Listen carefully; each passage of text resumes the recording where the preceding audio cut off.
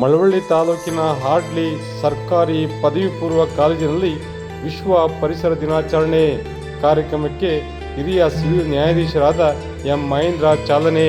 ಹಾಡ್ಲಿ ಸರ್ಕಾರಿ ಪದವಿ ಪೂರ್ವ ಕಾಲೇಜಿನ ಆವರಣದಲ್ಲಿ ವಿಶ್ವ ಪರಿಸರ ದಿನಾಚರಣೆ ಅಂಗವಾಗಿ ತಾಲೂಕು ಕಾನೂನು ಸೇವೆಗಳ ಸಮಿತಿ, ವಕೀಲರ ಸಂಘ ಸಹಯೋಗದಲ್ಲಿ ಆಯೋಜಿಸಿದ್ದ ವಿಶ್ವ ಪರಿಸರ ದಿನಾಚರಣೆ ಕಾರ್ಯಕ್ರಮವನ್ನು ಪಟ್ಟಣದ ಜೆಎಂಎಫ್ಸಿ ನ್ಯಾಯಾಲಯದ ಹಿರಿಯ ಸಿವಿಲ್ ನ್ಯಾಯಾಧೀಶರಾದ ಎಂ ಮಹೇಂದ್ರ ತೆಂಗಿನ ಸಸಿಗಳನ್ನು ವಿತರಣೆ ಮಾಡುವ ಮೂಲಕ ಉದ್ಘಾಟಿಸಿ ಮಾತನಾಡಿದರು.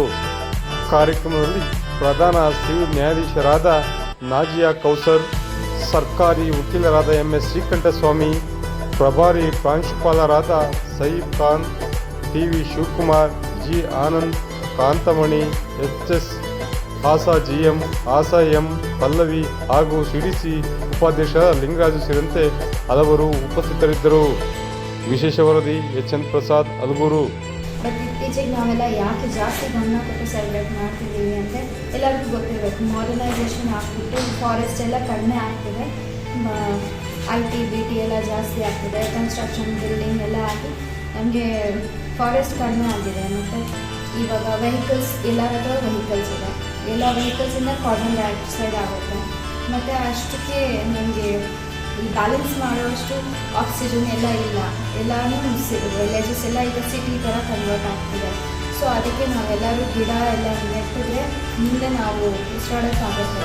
ಇಲ್ಲ ಮುಂದೆ ಹೋಗ್ತಾ ಹೋಗ್ತಾ ನಿಮ್ಗೆ ಕಷ್ಟನೇ ಆಗುತ್ತೆ. ಎಲ್ಲರೂ ಗಿಡ ನೆಟ್ಟು ನಮ್ಮ ಪರಿಸರ ಕಾಪಾಡಿ ಅಂತ ಯಾಕೆ ಆಚರಣೆ ಮಾಡಬೇಕು ಅನ್ನೋದು ಹೇಳೋದಾದ್ರೆ, ನಮಗೆಲ್ಲ ಗೊತ್ತು ಕೋವಿಡ್ ಟೈಮಲ್ಲಿ ಆಕ್ಸಿಜನ್, ಆಮ್ಲಜನಕ ಎಷ್ಟು ಕಷ್ಟ ಆಯಿತು ಎಲ್ಲರಿಗೂ ಅಂತ ತಮಗೆಲ್ಲ ಗೊತ್ತು. ಆಕ್ಸಿಜನ್ ಇಲ್ಲದೆ ಎಷ್ಟು ಜನ ಸುತ್ತಾಗಿದ್ದಾರೆ ಅನ್ನೋದು ನಿಮಗೆ ಕೆಲವರು ಟಿವಿಗಳಲ್ಲಿ ನೋಡ್ತಿದ್ದಾರೆ. ಅಂದರೆ ಆಕ್ಸಿಜನ್ ಮಹತ್ವ ನಮಗೆ ಗೊತ್ತಾಗಿರೋದು ಕೊರೋನಾ ಟೈಮಲ್ಲಿ.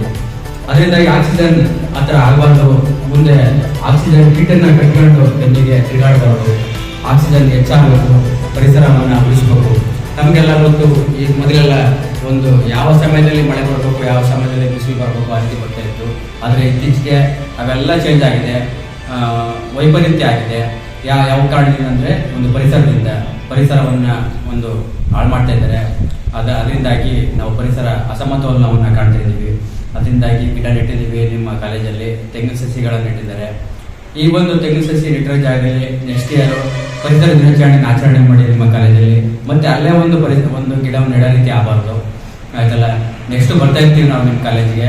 ಆ ಒಂದು ಗಿಡಗಳು ಚೆನ್ನಾಗಿ ಬೆಳೀಬೇಕು, ಚೆನ್ನಾಗಿ ನೋಡ್ಕೊಳ್ಳಿ ಅದನ್ನು ಅಂತೇಳಿ ನಾನು ಮಾತನ್ನು. ಸರ್ಕಾರ ಏನು ಕಾರ್ಯಕ್ರಮ ತಗೊಳುತ್ತೆ ಗಿಡ ಏನೋ ಪರಿಸರ ಉಳಿಸೋದಕ್ಕೆ ನಮ್ಮ ಕೈಲಾದ ಪ್ರಯತ್ನವನ್ನ ಮಾಡಬಹುದು.